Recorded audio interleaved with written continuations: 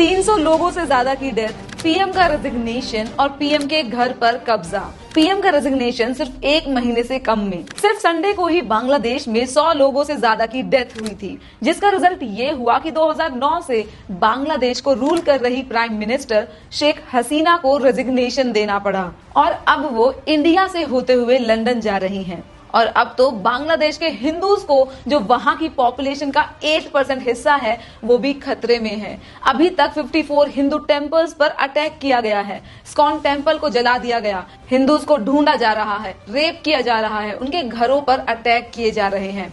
और अब डर ये है कि अगर ये सिचुएशन कंट्रोल में नहीं आई तो इंडिया को 1 करोड़ हिंदूज को रिफ्यूजी देनी पड़ेगी। चाहे ये सब पिछले 1 महीने में हुआ है, पर इसके पीछे बरसों की हिस्ट्री है। पाकिस्तान, चाइना, इवन यूएस जैसे देशों का हाथ है। चलो उस हिस्ट्री को और वहां की सिचुएशन को आज इस वीडियो में समझते हैं, तो मेक श्योर कि आप ये वीडियो एंड तक देखें। शुरुआत करते हैं बांग्लादेश की हिस्ट्री को जानने से। जब बांग्लादेश पाकिस्तान का हिस्सा हुआ करता था, और बांग्लादेश नहीं बल्कि ईस्ट पाकिस्तान के नाम से जाना जाता था। अवामी लीग, जो शेख हसीना की पार्टी है, उसे हुसैन सही सोहरावर्दी ने 1949 में East Bengal province of Pakistan में स्टैब्लिश किया था। सोहरावर्दी ने मुस्लिम लीग के सीनियर मेंबर्स को गैदर किया, जिनकी पावर अपनी पार्टीज में कम हो गई थी, और यंग एम्बिशियस पॉलिटिशियंस को भी इंक्लूड किया जो पाकिस्तान में कम्युनलिज्म के खिलाफ थे।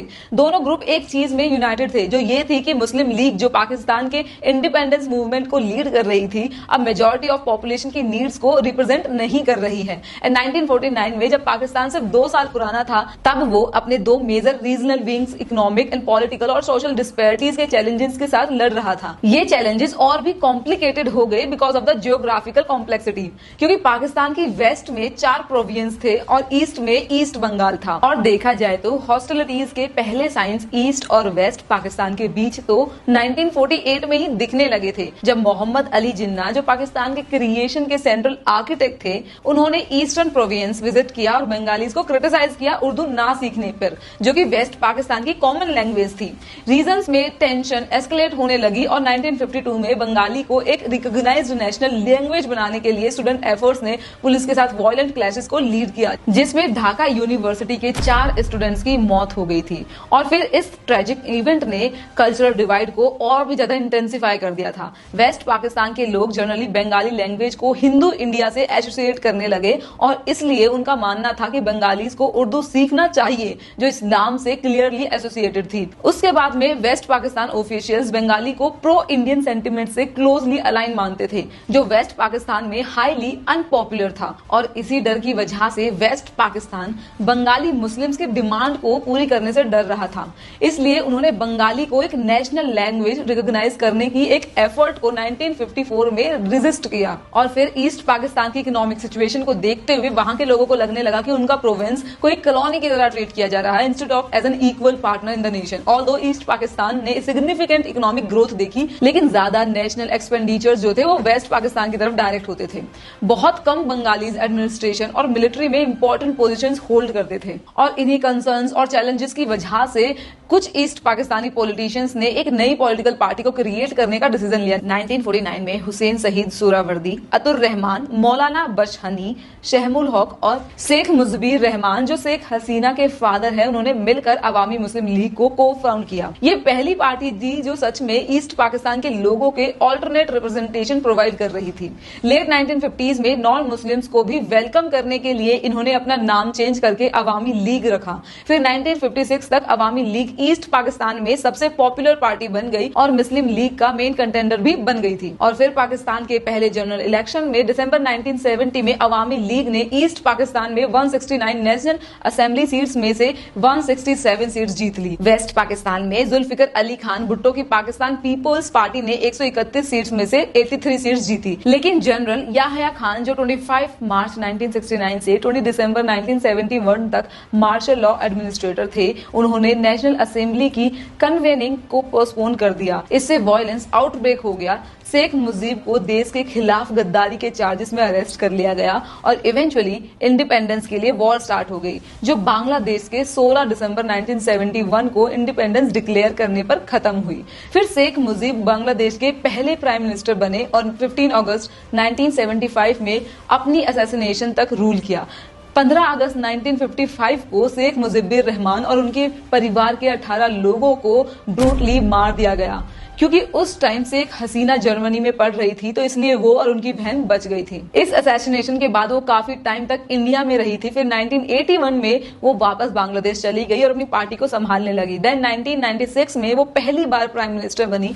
फिर 2008 में वापस आई और उस ऑफिस को जीत लिया जो वो मंडे तक होल्ड कर रही थी। अब आते हैं कि शेख हसीना को 15 साल बाद क्यों रेजिग्नेशन ही नहीं बल्कि देश छोड़ना पड़ा। शेख हसीना जो बांग्लादेश की इकोनॉमी को रिवाइव करने के लिए फेमस है, उन्होंने अपने टेन्योर के दौरान जॉब ग्रोथ जो है उसको स्टेगनेंट होने का चैलेंज भी फेस किया। देश में अनरेस्ट जो है वो प्राइवेट सेक्टर में पहले से ही चल रहा था, क्योंकि जॉब्स नहीं थी, और इसी वजह से पब्लिक सेक्टर जॉब्स जिनमें कंसिस्टेंट वेज इंक्रीजेस और बेनिफिट होते हैं ज्यादा अपीलिंग लगने लगी। बांग्लादेश के स्टूडेंट जो हाई अनएम्प्लॉयमेंट की वजह से बहुत ज्यादा गुस्से में थे, फ्रस्ट्रेटेड थे, वो कोटा से खास करके बहुत ज्यादा नाराज थे। 170 मिलियन की पॉपुलेशन में से लगभग 32 मिलियन यंग लोग जॉब या एजुकेशन से दूर थे। इस वजह से ये इशू वाइड स्प्रेड डिससैटिस्फैक्शन का एक बड़ा रीजन बन गया, और इस अनरेस्ट और सबसे बड़े कारण बांग्लादेश का कोटा सिस्टम है। 1972 में बांग्लादेश के फाउंडिंग फादर शेख मुजीबुर रहमान ने एक कोटा सिस्टम इंट्रोड्यूस किया था, जिसमें गवर्नमेंट जॉब्स की 1% उन लोगों के बच्चे और ग्रैंड चिल्ड्रंस के लिए होगी जिन्होंने 1971 के पाकिस्तान से इंडिपेंडेंस वॉर में लड़े थे। इस सिस्टम के अंडर 44% फर्स्ट और सेकंड क्लास गवर्नमेंट जॉब्स में मेरिट बेस्ड है। बचा हुआ 56% स्पेसिफिक कम्युनिटीज के लिए रिजर्व किया गया है। 30% for children and grandchildren freedom fighters, 10% for women, 10% for जिला quota for backward districts, 5% for ethnic minorities, 1% for people with physical disabilities. और अब ये प्रोटेस्ट 30% फ्रीडम फाइटर्स के कोटा के अगेंस्ट है, और ये जो कोटा है वो 2018 से के बाद में हटा भी दिया गया था। लेकिन एक ग्रुप के पेटिशंस में 2021 में हाई कोर्ट ने नए और सिविल सर्विस में 30% फ्रीडम फाइटर्स रिजर्वेशन वापस लगाने के लिए केस नहीं लड़ा। 3 साल बाद हाई कोर्ट ने 1 जुलाई को 30% कोटा वापस से ला दिया, जिसकी वजह से ये सारे प्रोटेस्ट स्टार्ट हो गए। अटॉर्नी जनरल ने हाई कोर्ट के डिसीजन के तुरंत बाद सुप्रीम कोर्ट अप्रोच किया। 16 जुलाई को एक पेटिशन फाइल की गई, एंड इंटरेस्टिंगली सुप्रीम कोर्ट के पिछले हफ्ते हाई कोर्ट के ऑर्डर को सस्पेंड करने के बाद बांग्लादेश में अभी कोटा नहीं है। अब टोटल कोटा परसेंटेज जो 56% से सिर्फ 7% कर दिया गया है। देखो, शेख हसीना के खिलाफ बढ़ रहे गुस्से के बीच शेख हसीना ने जुलाई में एक स्टेटमेंट दिया, जिसमें उन्होंने रजाकर का जिक्र किया और कहा कि स्टूडेंट प्रोटेस्ट को वायलेंस में एस्केलेट करने की वजह से देश में सिचुएशन और भी ज्यादा खराब हो गई है। 14 जुलाई को शेख हसीना ने रेसिडेंस पर एक प्रेस कॉन्फ्रेंस के दौरान जब प्राइम मिनिस्टर से स्टूडेंट प्रोटेस्ट के बारे में पूछा गया तो उन्होंने जवाब दिया, अगर फ्रीडम फाइटर्स के पोते पोषण के बेनिफिट्स नहीं मिलते तो किसे मिलेगा? राजगार के ग्रैंड चिल्ड्रंस को। इस वर्ड का मतलब वॉलंटियर्स है, और बांग्लादेश में इसे डेरोगेटरी माना जाता है, क्योंकि ये उन लोगों को रेफर किया जाता है जो पाकिस्तानी मिलिट्री के ऑपरेशन को सपोर्ट करते हैं। बांग्लादेश लिबरेशन वॉर को सप्रेस करने के लिए था। इवन प्रोटेस्ट में 300 से ज्यादा लोग मरे। उनकी डेथ की वजह से भी स्टूडेंट्स के बीच में काफी गुस्सा था। पिछले 2 हफ्तों में 10,000 लोगों से ज्यादा को डिटेन किया गया है। प्रोटेस्टर्स ने हसीना की गवर्नमेंट को ब्लेम करते हुए जुलाई के प्रोटेस्ट के दौरान वायलेंस के लिए हसीना को क्रिटिसाइज, और राइट ग्रुप ने उनकी गवर्नमेंट पर प्रोटेस्ट के अगेंस्ट एक्सेसिव फोर्स यूज करने का इल्जाम लगाया है, जो गवर्नमेंट डिनाई करती है। और फिर सिविल ओबीडियंस कैंपेन के लीडर्स ने अपने सपोर्टर से कहा कि वो ढाका में एक फाइनल प्रोटेस्ट के लिए मार्च करेंगे मंडे को, जिससे गवर्नमेंट के साथ कन्फ्रंट्रेशन और एस्केलेट हो गया, और फाइनली शेख हसीना को रिजाइन करके देश छोड़कर जाना पड़ा। अब हाल ये है कि पीएम के घर पर भी प्रोटेस्टर्स ने कब्जा कर लिया है, जिसकी वीडियो शायद आपने देखी ही होंगी। अब इन प्रोटेस्ट के पीछे एक कॉन्स्पिरेसी थ्योरी भी सामने आ रही है, and it is being said कि आईएसआई के sleeper cells full time Dhaka में काम कर रहे हैं हसीना को हटाने के लिए। देखो, आईएसआई जमात और उनकी स्टूडेंट यूनिट छात्रा शिविर को यूज कर रही है ढाका में क्राइसिस को बढ़ाने के लिए। जमात को पाकिस्तान के बहुत क्लोज माना जाता है और उन्हें वक्त वक्त पर सीक्रेट फंडिंग दी गई है।